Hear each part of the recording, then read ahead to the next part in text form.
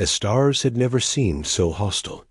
Not until this very moment, as Captain Rebecca Stone realized humanity was being hunted. It had been 30 years since Earth made first contact with the Galactic Dominion. 3 long decades. And in that time, we learned our place in the cosmic order. Right at the bottom. We were tolerated, but never, ever respected. We were allowed to exist in our tiny corner of space, like children confined to a playpen, while the grown-ups ran the galaxy. I stood on the bridge of the UNSC horizon, my fingers drumming against the cold metal of the command console. Distant sensor readings flickered across the holographic display, each one a reminder of how small we were. My name is Rebecca Stone. I'm a captain carved from determination and a quiet fury. My dark hair is always pulled back in a practical bun, and if you look into my eyes, you'll see the cold light of distant stars reflected back at you. I'm 42, and I've spent half my life out here, in the void, watching humanity claw for every single scrap of recognition from species that saw us as nothing more than a cosmic afterthought. Suddenly, the quiet hum of the bridge was broken. Captain, we're picking up multiple signatures emerging from subspace. It was Lieutenant David Park, my man at the sensor station.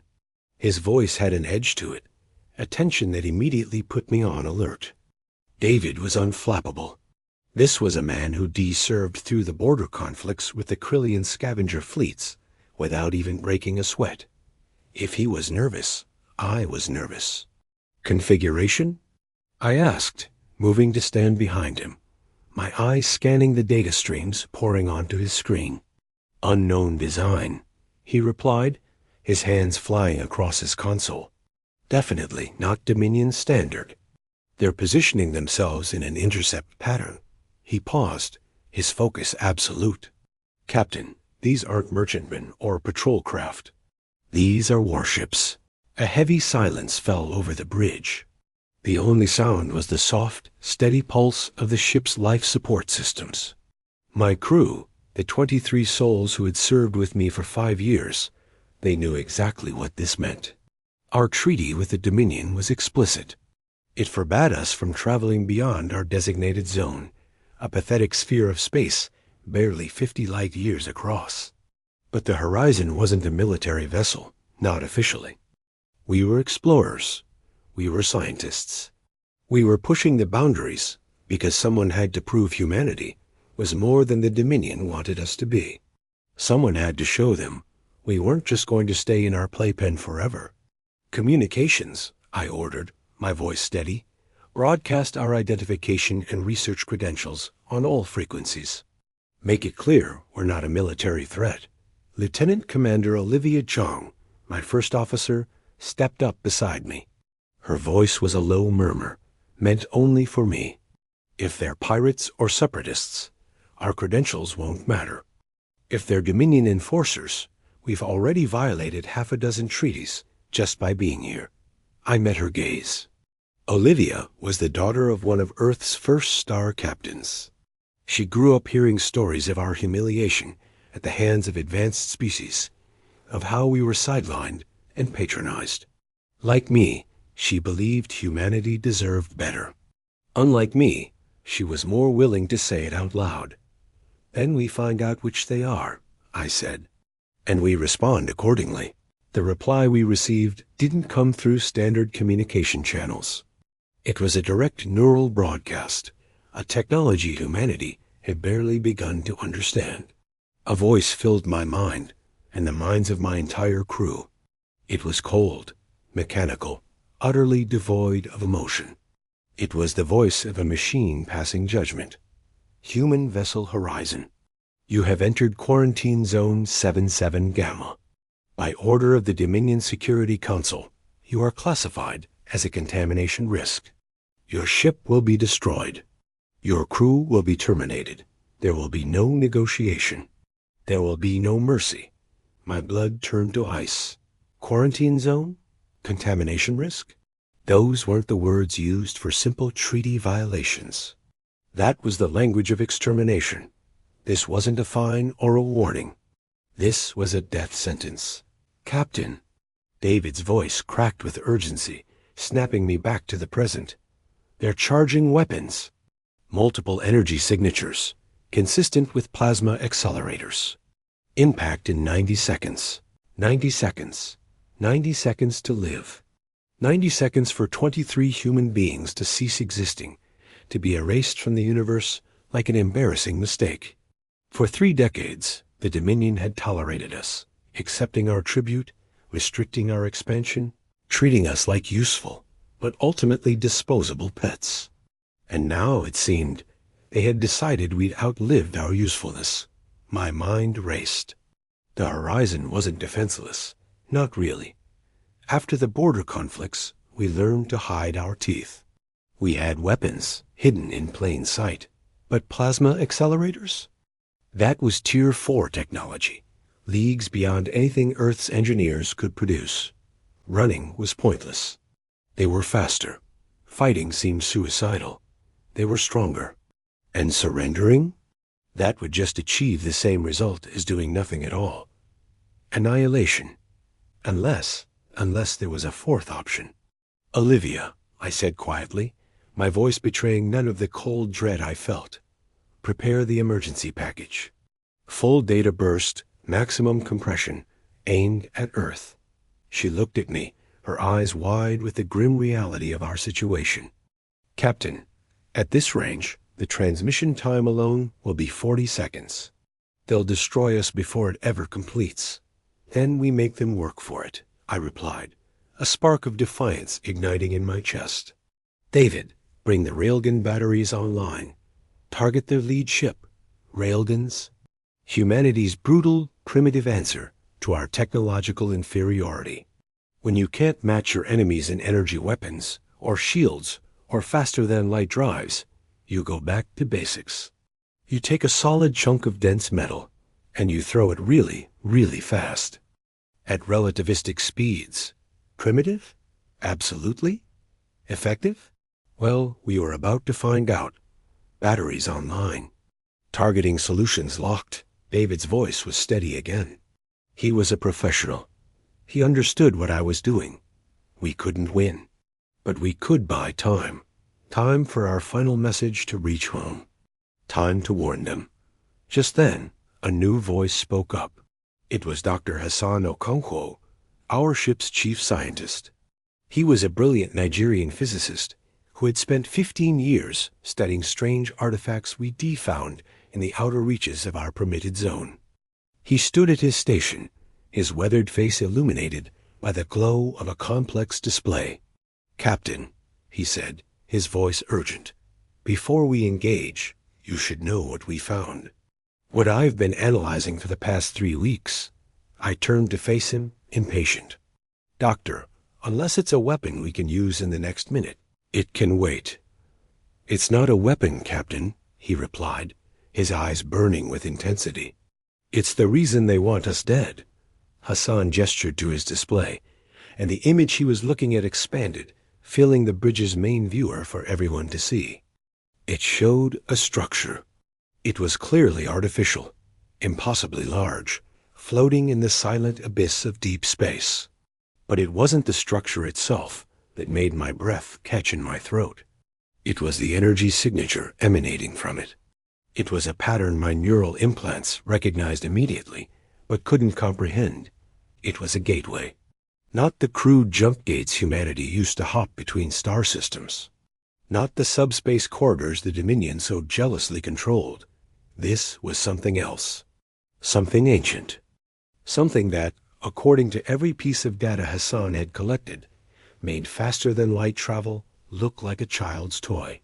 Captain, impact in 60 seconds, David announced, his voice a grim countdown. I stared at the image. 30 years of restrictions. 30 years of being told humanity was too primitive, too dangerous, too undeveloped to be trusted with real technology. And all that time, this had been waiting for us. Right here, in the darkness, just beyond the boundaries the Dominion had drawn around us. They weren't quarantining us from some unknown plague. They were quarantining us from this, from our own potential, from a future they wanted to deny us. They knew, I whispered, the realization hitting me with the force of a physical blow. They've always known. And as that truth settled over the bridge, the attacking ships opened fire. Beams of pure energy, white-hot and unstoppable, tore through the void, headed straight for the horizon. Our final 90 seconds had just run out. The hunt was over. But for humanity, the war was just beginning. The first plasma bolt struck the horizon's forward shields with the force of a collapsing star. I felt the impact through the deck plating, a bone-deep shudder that sent several of my crew members stumbling.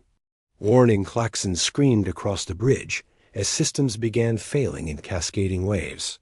The shields, cobbled together from salvaged Dominion technology and our own human ingenuity, held for exactly 4 seconds before collapsing completely. "Return fire," I commanded, gripping the command rail as another impact rocked the ship. "All batteries, continuous barrage."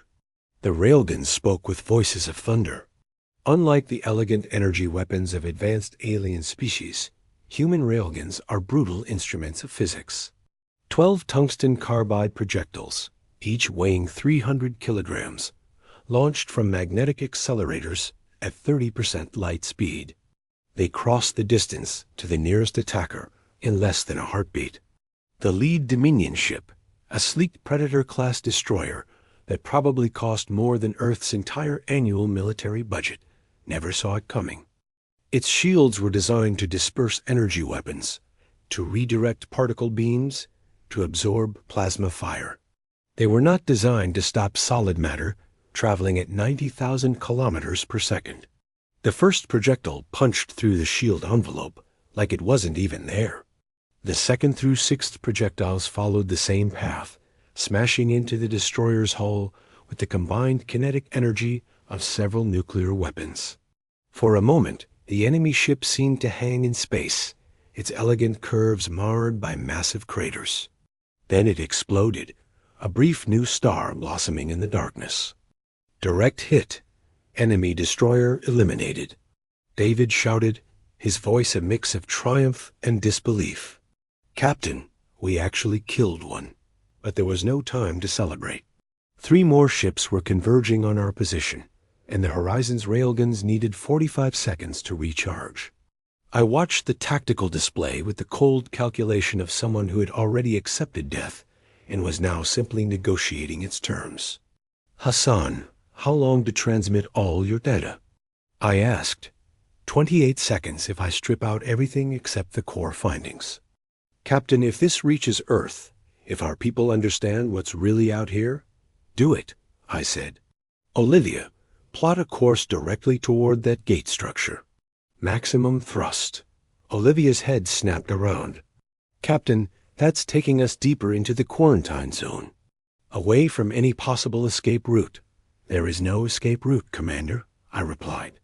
"But maybe, just maybe, we can get close enough to that structure for our sensors to record something useful before they finish us." My voice was steady, betraying none of the fear clawing at my insides. "If we're going to die, we're going to die learning something that might save everyone we left behind." The Horizon's fusion drives flared to maximum power, pushing the crew back into their seats with an acceleration that made breathing difficult. The ship wasn't designed for combat maneuvers, but my helm officer, Lieutenant Theodore Vasquez, flew it like a fighter craft, rolling and juking to throw off the enemy targeting solutions. Another plasma bolt grazed our port side, vaporizing 12 meters of hull plating and exposing an entire deck to vacuum. Emergency bulkheads slammed shut, sealing off the damaged section. I didn't let myself think about whether anyone had been in that section. Not yet. Grief was a luxury we couldn't afford.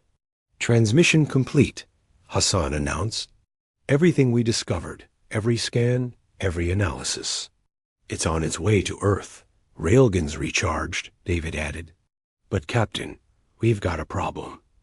Our targeting systems are being jammed. Dominion electronic warfare. I can't get a solid lock." My jaw tightened. Of course the Dominion had better jamming technology. They had better everything. That was the point. Keep humanity weak, keep them dependent, keep them in their place. But there were some things technology couldn't overcome. Switch to manual targeting, I ordered. David, I know you qualified as an expert marksman in the academy. Time to prove those scores weren't inflated. David's hands moved to the manual control interface, physical switches and dials that looked absurdly primitive among the holographic displays. Captain, manual targeting at this range, with relative velocities this high, the calculations are impossible, yes. So don't calculate. Feel it. You've got this. A young lieutenant took a breath, his eyes fixed on the tactical display. The second Dominion ship was closing fast, its weapons charging for another volley. David's fingers danced across the controls, making tiny adjustments. Then he slammed his palm down on the firing stud. 4 railgun rounds launched into the void. For 3 eternal seconds, everyone on the bridge held their breath. Then the second destroyer jerked violently as 2 rounds tore through its engine section. The ship didn't explode, but it tumbled away, venting atmosphere and plasma, clearly out of the fight. Scratch another one, Theodore whooped from the helm. Maybe these Dominion bastards aren't so tough after all. Don't get cocky, Olivia snapped. We've still got 2 on our tail, and we're running out of ammunition and miracles. She was right. The Horizon had been designed for exploration, not prolonged combat. We had maybe 3 more volleys before the railguns were empty. The ship's hull was already compromised in a dozen places. Life support was failing in 4 sections. And we were still 30 million kilometers from the mysterious gate structure. But we were also learning.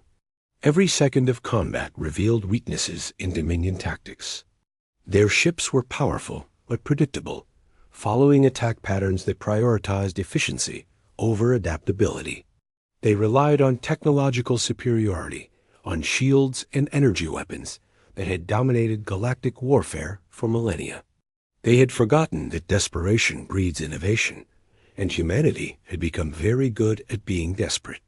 Captain, I'm picking up something strange, David said, his attention fixed on the sensor readouts. The gate structure, it's activating. Energy levels are spiking across multiple spectrums. Hassan was already analyzing the incoming data, his eyes widening. This is incredible. The power output, it's orders of magnitude beyond anything I've ever seen. Captain, whatever this gate does, it's about to do it right now. The structure ahead of us began to glow, a light that wasn't light in any normal sense. It was every color and no color simultaneously, a visual paradox that made my eyes water just looking at it. Space itself seemed to bend around the gate, warping and twisting in ways that violated every law of physics I understood. And then the Dominion ships did something that terrified me more than anything else in this entire engagement. They stopped attacking. They broke off, their engines flaring as they pulled back, putting distance between themselves and the horizon as fast as their drives could manage. They're retreating? Theodore said in disbelief. Why would they retreat when they had us? Because they're afraid, Hassan whispered, staring at the gate. They're afraid of that thing. The gate's light intensified, becoming almost blinding. And through that impossible radiance, something emerged. Not a ship. Ships were things humanity understood, metal and power and purpose. This was something else entirely. It was organic and mechanical, ancient and new, massive beyond comprehension, yet somehow fitting through a gate that should have been too small to contain it. And it was looking directly at the horizon. I felt its attention like a physical weight, an intelligence so vast and alien that even acknowledging its existence felt dangerous. In that moment, I understood why the Dominion had drawn their quarantine zones, why they had spent 30 years keeping humanity penned in like dangerous animals. It wasn't because we were primitive. It was because out here, in the spaces between the spaces, there were things that made the Dominion's vaunted technology look like stone tools. The entity sent a pulse of energy toward the horizon, Not hostile, not friendly, simply curious. It washed over the ship like a scanner beam, but infinitely more intrusive, examining not just our technology, but something deeper. I felt it touch my mind for just an instant, a contact that left me gasping. And then it spoke, not in words, but in pure meaning that bypassed language entirely. Young ones, curious ones, ones who reach beyond cages, we see you. We remember others like you. The question is, will you survive what comes next? The entity folded back through the gate, which collapsed behind it with a sound like reality healing itself. The Dominion ships were already gone, having fled the moment the gate opened. And the horizon hung alone in the darkness, damaged, depleted, but somehow impossibly alive. We had survived, but the question echoed in my mind, a chilling premonition of a future far more complex and dangerous than I had ever imagined. Will we survive what comes next? Thanks for watching. If you enjoyed this story, be sure to like, subscribe, and hit that notification bell for more tales from the outer reaches of space. See you next time. The silence on the bridge was absolute, broken only by the ragged breathing of the crew and the occasional spark from a dying console. I stared at the empty space where the gate had been, my mind refusing to accept what had just happened. The entity's words weren't just a memory. They were branded into my consciousness, echoing with a chilling clarity. Captain, damage report. Olivia's voice, quiet but firm, pulled me back from the brink, back to my ship, back to my crew. We've got hull breaches on decks 3, 5, and 7. Life support is critical in 6 sections. We've lost 20% of our fuel reserves, and the main drive is running at 60% efficiency. We need to get back to human space for repairs, but, Captain, I'm not sure we'll make it. I nodded slowly, forcing myself to focus. We had survived. We'd survived a Dominion attack that should have turned us to dust, and then we'd survived an encounter with whatever that being was. But survival without purpose is just a slower way to die. Hassan, tell me you recorded everything, I said, my voice barely a whisper. The old scientist was still staring at his displays, but he wasn't afraid. Tears streamed down his face, but they were tears of wonder. Captain, I recorded it. All of it. The gate activation, the energy signatures, the entity itself. But, more than that, I understand now. The Dominion didn't restrict us to keep us contained. They restricted us to keep us ignorant. He turned to face us, his voice filled with a strength I'd never heard before. That gate, that network, it's not Dominion technology. It's older, far older. The physics involved, they align with theories human scientists proposed decades ago, theories the Dominion told us were impossible. They said our understanding was too primitive. They said we had to learn their way. They lied. They lied because our way, the human way, might have led us here. To this, and they couldn't allow that. David looked up from his tactical console. Why? What makes us so dangerous? We're barely holding on to one solar system. They have thousands. Because we ask questions they stopped asking millions of years ago, Hassan replied, his eyes burning with conviction. Because we improvise and adapt, instead of just following protocols. When they told us railguns were primitive, we didn't accept it. We built them anyway. And today, we just proved they can kill ships armed with technology centuries beyond our own. He gestured at the tactical display, at the fading signatures of the 2 Dominion warships we'd destroyed. We're dangerous because we don't know our place, and we refuse to learn it. Theodore spoke up from the helm, his usual bravado gone, replaced by a quiet thoughtfulness. So what now? We can barely limp home. When we get there, the Dominion is going to demand answers. They might use this as an excuse to clamp down on us even harder. The weight of command settled on my shoulders, heavier than ever before. Every decision now would ripple through history, affecting not just my crew, but all of humanity. I thought about my daughter back on Earth, 12 years old, growing up in a world where humans were taught to accept their limits, to be grateful for the scraps the Dominion allowed them. I thought about the entity's words. Will you survive what comes next? We go home, I said, my voice firm. We go home, and we tell everyone what we found. Not just the government, not just the military. Everyone. We broadcast it on every channel, every network, every platform we can access. We show them the gate, the entity, the fact that the Dominion has been lying to us for 30 years. Captain, that will cause chaos, Olivia warned. Economic panic, political upheaval, maybe even war. Good, I replied, my voice as hard as steel. Let there be chaos. Let there be questions. Let there be anger. Because the alternative is spending the rest of human existence in a cage, being told we're too primitive to understand what's really out there.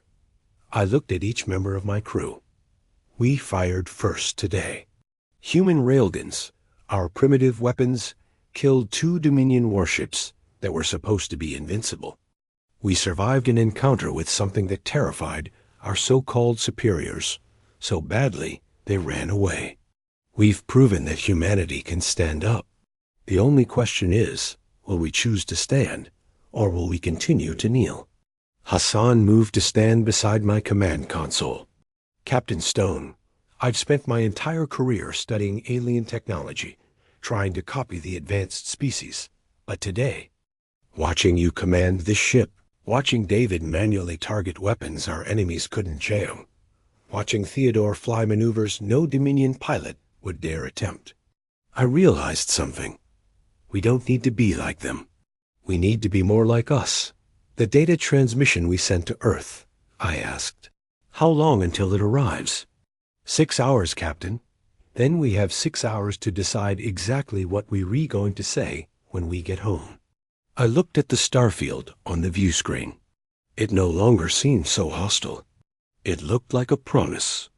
6 hours to figure out how we're going to tell 8 billion people that everything they know about humanity's place in the universe is a lie. Just then, a chime from the comm station. Olivia's face darkened as she read the message. It's from Dominion High Command. They're demanding our immediate surrender. They're charging us with violation of quarantine, destruction of Dominion property, and unauthorized contact with restricted phenomena. A grim smile touched my lips. Send them a reply. Tell them humanity is done asking for permission. David hesitated. Captain, are we really going to fight the entire Galactic Dominion? They have millions of ships, weapons we can't even comprehend. My smile widened. No, David, we're not going to fight them. We're going to make them irrelevant. That entity saw something in us worth acknowledging. Not our technology, not our military, something else. Our refusal to accept limitations. Our insistence on reaching beyond our cages. I leaned forward and hit the transmit button on my console, opening a channel to the entire human race. This is Captain Rebecca Stone of the United Nations Starship Horizon, broadcasting on all frequencies. To every human listening, in every colony, on every station, on Earth itself. Today, we discovered that the boundaries we've accepted, the limitations we've lived under, were never about our capabilities. They were about someone else's fear. And I'm here to tell you that we have nothing left to fear except our own willingness to stay small. The words flowed from me, unplanned but certain. I told them everything. The gate, the entity, the Dominion ships fleeing in terror. I told them how our ingenuity triumphed over their superior technology, how desperation bred innovation, and how we all now carried a responsibility to become more than what others expected.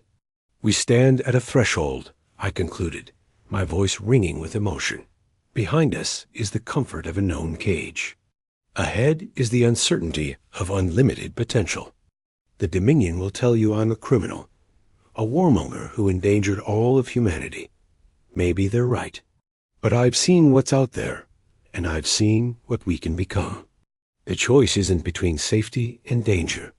It's between a slow death of the spirit or the terrifying, exhilarating possibility of becoming something the universe has never seen before. I know which one I choose. I hope you'll choose it too. I closed the transmission. The bridge was silent for a long moment. Then Theodore started clapping. David joined in. Soon Hassan, Olivia, every crew member still conscious, was applauding. It wasn't loud, not with only 23 people, but it filled the bridge with something more powerful than sound. It filled it with hope. Set course for Earth, I commanded. Best possible speed. And someone get engineering working on those railguns. Something tells me we're going to need them again very soon. The horizon turned toward home, battered but unbroken, carrying a message that would change everything. The Dominion had fired first, believing humans would die quietly. They had forgotten one simple fact. We rarely do anything quietly. The revolution had begun.